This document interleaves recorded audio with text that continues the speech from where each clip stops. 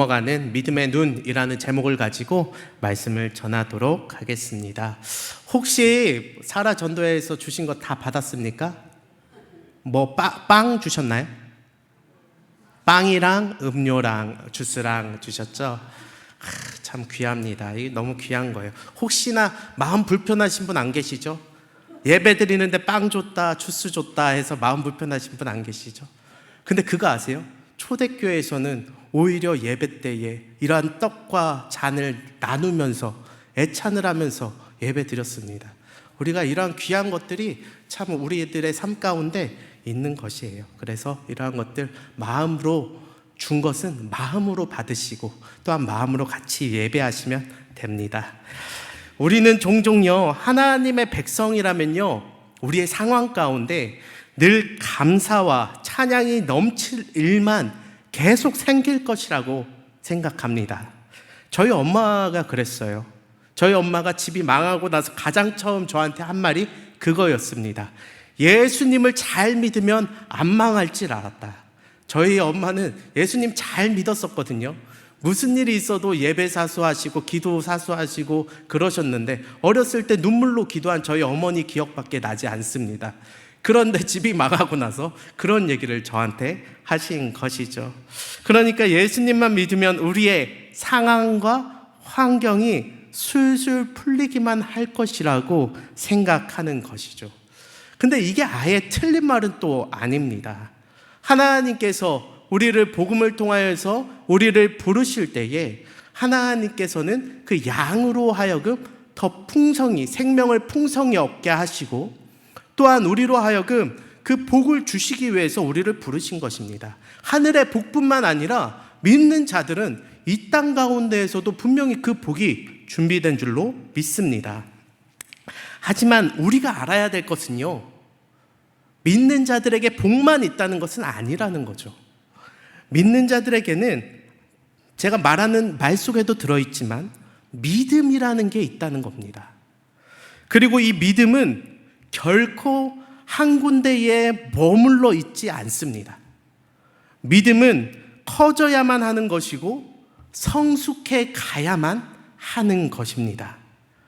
믿음이 커지고 성숙하는 데 있어서 양분이 되는 게 무엇입니까? 고난입니다. 고난. 믿음이 성숙하려면 이 고난은 필연적인 거예요. 그렇기 때문에 하나님께서 우리에게 고난을 허락하시는 것이죠. 믿는 자에게 고난을 허락하시는 겁니다. 어쩌면 오늘 홍해 앞에 선 이 이스라엘 백성들도 그렇습니다. 애굽의 압제에서 그들이 빠져나왔습니다. 얼마나 기쁘고 즐겁습니까? 그러나 그들은 기쁘고 즐거운 승리자의 모습이 아닙니다. 오늘 성경을 보면 그들이 눈물을 흘리고 있습니다. 처음에 나올 때는 춤추며 찬양하며 감사하며 나왔습니다. 그러나 지금 그들은 막다른 길에 놓여 있습니다. 자신들의 앞에는 홍해 바다가 있고 그 뒤는 애굽의 병거가 600대나 이끌고 찾아오고 있는 것입니다. 그렇게 그들은 울고 있고 두려워하고 있고 그리고 원망의 대상을 찾아서 원망하기 바쁩니다. 애굽의 매장지가 없어서 우리를 여기 이끌어내서 이 광야에서 죽게 하느냐? 모세에게 비꼬면서 이야기하는 것이죠. 이건 분명히 원망과 원성이 섞인 말입니다. 정말 놀라운 것은요, 이들이 애굽 사람들처럼 아예 이방인도 아니라는 사실입니다. 이들은 하나님의 백성입니다. 물론 지금 어려움이 있지만 말도 잘 안 나오네요. 그 앞뒤로 완전히 막힌 그러한 상황 가운데 있지만 상황과 상관없이 불신앙을 가진 사람들이 아니라는 겁니다. 이들은 애굽 사람들과 분명히 분별되어 있고 또한 모세가 하는 말에 따라서 그 하나님의 말씀을 따라서 그들이 믿음으로 행동했고 그렇기에 죽음을 면하고 출애굽했습니다. 믿음의 사람들이라는 것이죠. 그들은 유월절을 경험했습니다. 문설주와 임방에 피를 발랐던 사람들입니다. 믿음이 없으면 그것을 했겠습니까? 나갈 채비를 다 마치고 옷과 허리띠를 둘러매고 신발을 신고 지팡이를 손에 들고 어린 양을 잡아먹고 그 고기를 먹으며 그 이스트가 들어간 그 발효된 그러한 떡이 아니라 바로 무교병을 먹으면서 이 날을 지켰습니다. 그렇게 하나님의 10번째 재앙을 보게 되었고 그들은 죽음을 넘어서 이제는 출애굽의 구원의 기적까지 맛보게 된 사람들인 것입니다. 근데 그러한 사람들의 입에서도 무엇이 흘러나오고 있다고요? 원망과 원성이 그 입술에서 터져 나오는 것이죠. 왜 그럴까요? 우리는 이것을 생각해 보아야 합니다. 왜 믿는 자의 입에서 원망 섞인 말, 원성의 말이 섞여 나오는 걸까요? 그것은 바로 인간은요, 은혜를 경험했다고 해서 자동적으로 우리의 믿음이 자라나지 않기 때문에 그렇습니다. 우리가 은혜를 겪는다고 해서 우리의 믿음이라는 것이 그냥 자동으로 성장하는 것은 결코 아니다라는 것입니다. 아침에 일어나면 우리는 아침밥을 먹으면서 걱정을 합니다.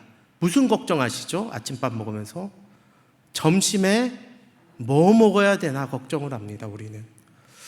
그러면 또 점심 돼서 점심밥 먹으면서 무슨 걱정합니까? 저녁을 어떻게 때워야 되나 이렇게 걱정을 합니다. 그러면은 저녁밥 먹으면서는 무슨 걱정합니까? 아침을 차려놓고 자야 되나? 아침에 내가 일찍 일어나야 되나? 이런 걱정을 우리가 하는 것이죠. 배부르다고 그 걱정이 끊어집니까? 배부르다고 걱정이 끊어지지 않아요. 입에 밥이 들어온다고 해서 우리의 걱정이 끊어집니까? 그렇지 않습니다. 우리는 다가올 미래를 또다시 걱정하게 되는 것이죠. 이렇듯 우리가 은혜를 경험했다고 해서 이 믿음이라는 것이요, 무조건적으로 생기고 성장하는 것은 아니라는 겁니다. 오늘 닥쳐올 환경이 우리의 믿음을 흔들기 시작하면 어제의 은혜는 어제의 것으로 우리는 잊어버리게 됩니다. 왜냐하면 오늘의 두려움이 더 크게 느껴지는 것이 인간의 죄악된 본성이기 때문에 그렇습니다. 내가 배부르다고 또한 내 앞에 걱정 안 하는 것 아니고, 또 앞에 걱정하다 보면 전에 배불렀던 것은 또다시 우리에게 배고픔이 찾아온다면 앞서 배부름은 또다시 잊혀지게 되어 있는 것이죠.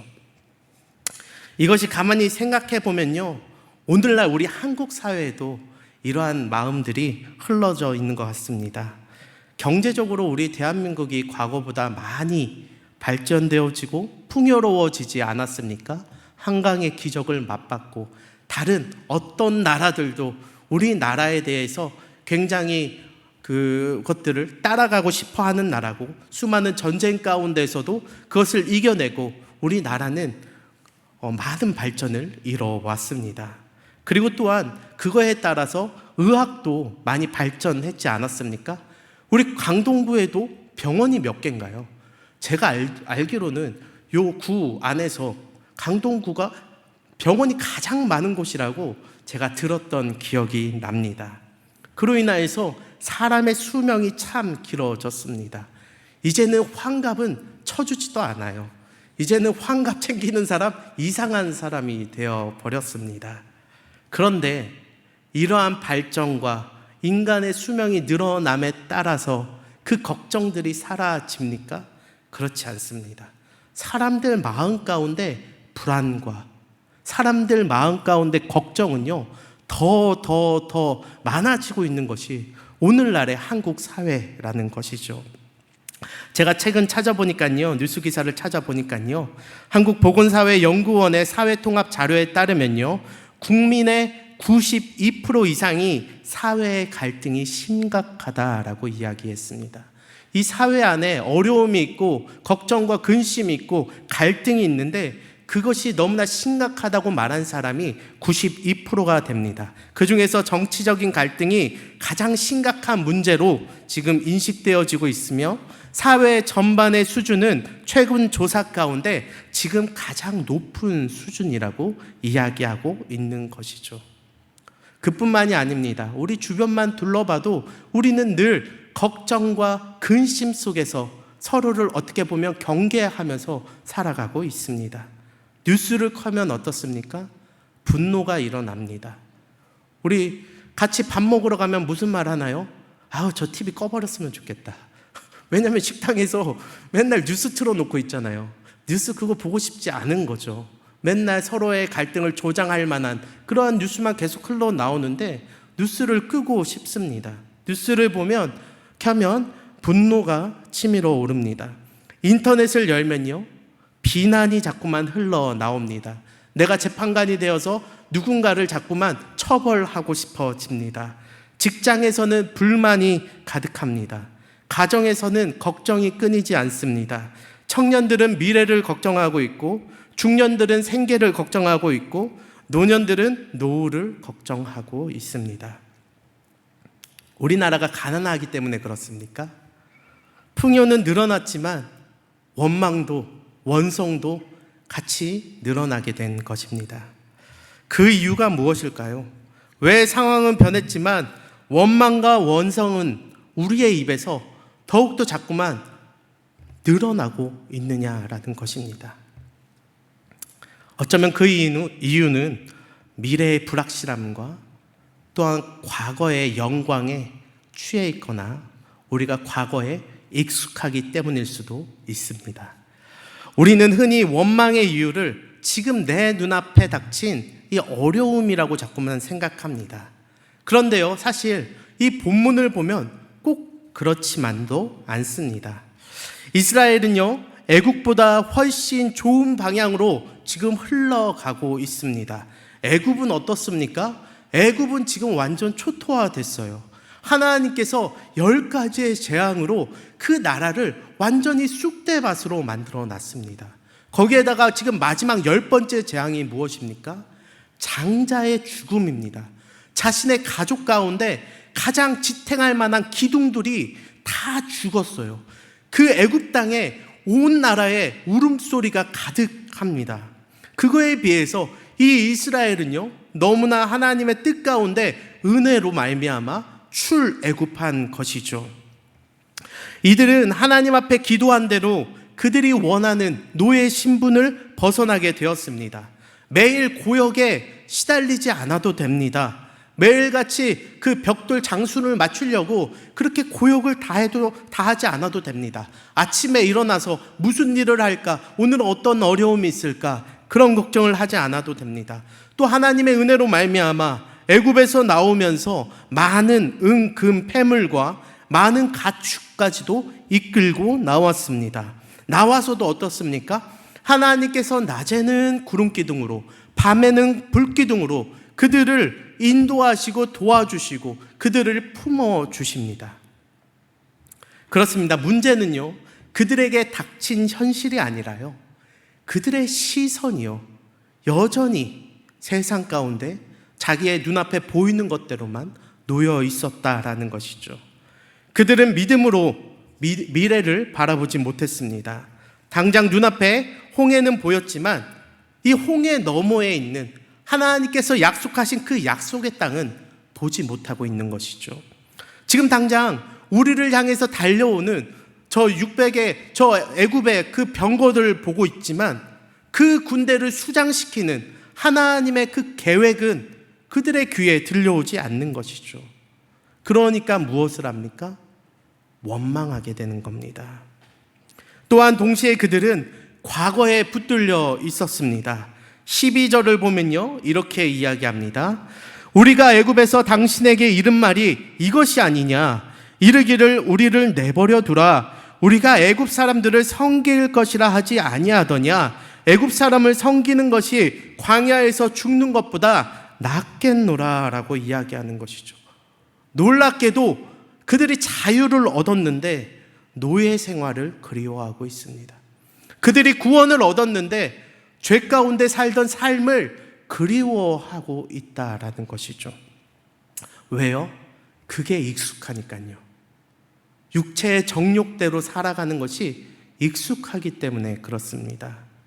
사람은 자유보다 그 익숙함이 더 좋아질 때가 있습니다.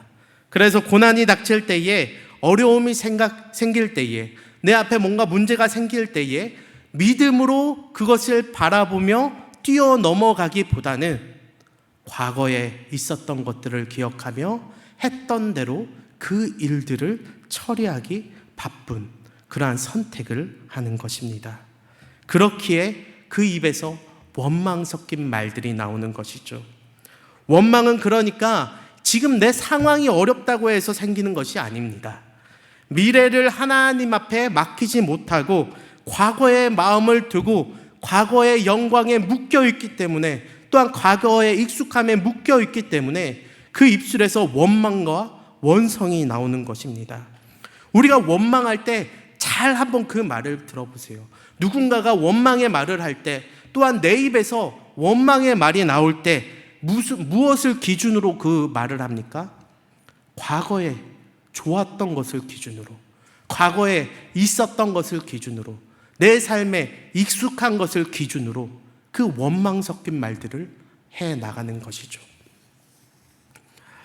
안타깝게도요, 이것은 단순히 이스라엘 백성들과 또한 이 한국 사회만의 문제가 아닙니다.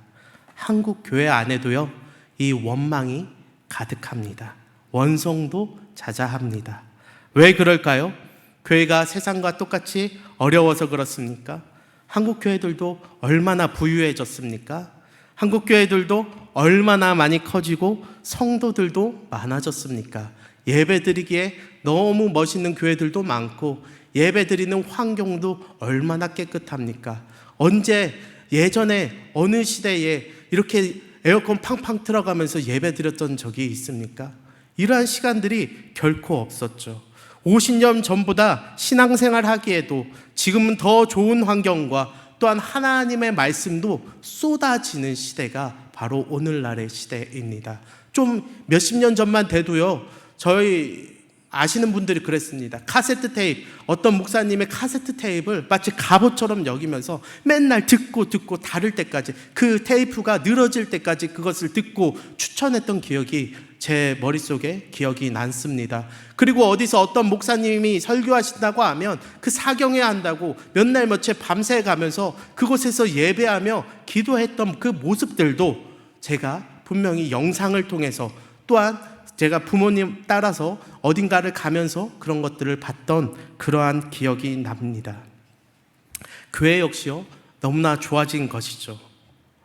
교회 역시 구원을 받았지만 하나님의 백성으로 우리가 살아가고 있지만, 오랫동안 우리가 교회에 나와 예배드리고 있지만 여전히 그럼에도 불구하고 우리도 세상 사람들처럼 상황과 환경 가운데 흔들리고 있습니다. 원성과 원망이 교회 안에서도 흘러나오고 있습니다. 때론 전통교회라도 교회 안에 작은 일에도 전통교회일지라도 교회 안에 작은 일에서부터도 흔들릴 때가 있고 서로를 원망하며 앞으로 나아가지 못하는 교회가 이 한국 교회에 여러 곳이 있다라는 것이죠. 교인임에도 불구하고 사람을 탓합니다. 교회를 탓하게 됩니다. 또한 목회자를 탓하게 됩니다. 또한 서로를 탓합니다. 왜요? 과거의 은혜에 머무르는 삶과 또 과거의 그 신앙이 앞으로 믿음으로 나아갈 그 발걸음들을 가로막고 있기 때문에 그런 것입니다. 결국 원망의 뿌리는 지금 이 상황과 환경 때문에 일어나는 것이 아니라 하나님을 향한 그 신뢰가 무너질 때 일어난다라는 것이죠. 내 믿음이 사실은 무너졌기 때문에 원망하는 것입니다. 내가 믿음으로 지금 이 시간 가운데 주님 앞에 기도하며 은혜를 구하며 살아간다면 우리의 입에는 상황과 환경이 어려울지라도 원망의 말보다는 주님 앞에 간구하는 말들이 더욱 흘러나올 것입니다. 제가 감히 이렇게 말할 수 있는 그 이유는요, 오늘 본문 가운데에 같은 상황일지라도 하나님 앞에 그 하나님의 뜻과 그 선하심을 믿고 나아가는 사람이 분명히 있기 때문에 그렇습니다. 그는 바로 모세였습니다. 백성들이 홍해를 바라볼 때에, 그 드넓은 그 바닷물을 바라볼 때에 이 모세는 하나님을 바라봅니다. 백성들은 애굽의 군대와 그 병거를 바라볼 때에 모세는 하나님의 약속을 바라보고 있는 것이죠. 그래서 모세는 13절에서 이렇게 이야기합니다. 너희는 두려워하지 말고 가만히 서서 여호와께서 오늘 너희를 위하여 행하시는 구원을 보라. 너희 보고 열심히 하라고도 안 하고 있습니다. 그냥 너희 서서 봐라. 지금 이 상황과 환경과 나의 뜻과 과거의 영광과 과거의 익숙함을 바라보는 것이 아니라 거기서 눈을 조금 더 들어서 하나님을 바라보며 믿음으로 저 미래를 바라보라고 이야기하고 있는 것이죠. 모세가 뭐 특별한 사람이라서 이러한 이야기를 합니까? 아닙니다. 앞서서 봤듯이 모세는 하나님 앞에 5번이나 거절할 정도로 그 역시 굉장히 하나님 앞에 미천한 사람이었습니다. 그러나 그는 하나님과의 그 말씀, 그 나눔을 통하여, 그 기도를 통하여 하나님의 뜻을 알아가고 있는 사람입니다. 믿음이 성장해 가고 있는 것이죠. 백성들은 막힌 길을 바라볼 때에 모세는 길을 막고 계신 분이 하나님이신 것을 알고 있습니다. 그 좋은 길을 떠나서 지금 막힌 길로 인도하신 분도, 거기에 진치라고 하신 분도 하나님이시니까 분명히 뜻이 있을 거라고 생각을 하는 것이죠. 믿음은 문제가 있고 없고의 차이가 아닙니다. 믿음이라는 것은 문제보다 하나님을 더 크게 바라보는 것이죠. 모세는 지금 그 하나님을 더 크게 바라보고 있기 때문에 이 상황 가운데서도 두려워하지 않는 것입니다. 우리가 늘 이 모습을 돌아보아야 할 것입니다. 우리의 삶 가운데 우리는 무엇을 바라보며 무엇을 향해 있는지 돌아보시길 바랍니다. 하나님께서도 그 믿음으로 그 하나님의 믿음의 모습으로 우리를 끝까지 바라보신다라는 것이죠. 그래야 하여서 그 수천 년의 시간 동안 하나님께서 약속하신 것들을 신실하게 다 지켜내시고 그가 미쁘사 마땅히 자기 아들을 독생자를 이 땅 가운데 주셔서 그를 믿는 모든 자들에게 구원을 허락하셨다라는 것입니다. 그러나 우리의 삶 가운데 죄된 본성이 우리가 늘 우리를 돌이켜서 늘 과거에 머물게 하고 늘 이 상황과 환경 가운데에서 그 어려움만 바라보게 하며 그것을 통하여서 역사하실 하나님의 그 은혜를 바라보지 못하고 그 믿음을 꺾어놓게 만드는 것은 아닌지 우리가 이 말씀 가운데 돌아보아야 할 것입니다. 우리의 신앙은 어떻습니까? 우리가 개신교회를 다니며 때로는 우리의 입술에서 원망과 원성이 섞인 말들이 흘러나오지는 않습니까? 그것에 대한 이유가 정말 다른 교인에게 있습니까? 그것에 대한 이유가 하나님께 있습니까? 아니면 나 자신에게 있습니까? 누구에게 있습니까? 어쩌면 이 모든 이유들이 우리가 과거에 그저 영광에만 머물러 있기 때문에 이러한 일들이 있을 수 있습니다. 하나님께서 역사하실 것을 바라보십시오. 지금 수십 년의 시간 동안 하나님께서 이 개신교회를 이끌어 오셨다면 또 수십 년, 아니 그 이상을 이끌어 가실 하나님의 은혜를 바라보시면서 나아가시는 우리 개신교회 모든 성도님들 되시길 진심으로 바라고 기도합니다. 우리 이 시간 같이 기도하도록 하겠습니다. 먼저는 말씀을 붙들면서 우리가 같이 기도하기를 원합니다. 우리의 삶 가운데